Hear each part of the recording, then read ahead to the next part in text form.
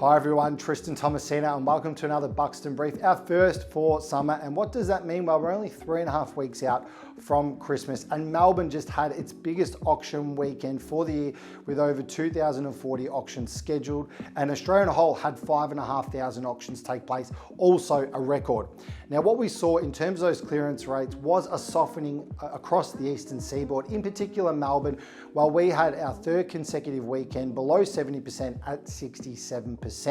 Now this comes back to several videos we've spoken about a huge supply over the last 2 to 3 weeks, and certainly it looks like we are seeing a two-speed market at the moment. Now what do we mean by that? Well, we had a great result on the weekend at 26 Church Street in West Footscray. The reserve, we're looking at 1.4 to 1.53 and the reserve was in the range. It ended up selling under heavy competition for 1,820,000. Now properties like that in that location very rarely come up. 5 bedrooms, close to 600 square meters in a great location of, as the locals call it, WeFo.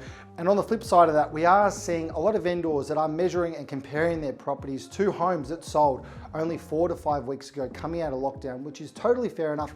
However, a lot of those A-grade buyers and very motivated buyers that have been looking for 6 to 12 months have subsequently bought, and now we're not really seeing the cut through with all those new buyers that also have a lot of those lending requirements around them putting their best foot forward. So over the next 2 weeks, we're really going to see a great test for the Melbourne market heading into the end of the year. And as always, look forward to keeping you updated on those results and those statistics. Have a great week and we look forward to seeing you on next week's video.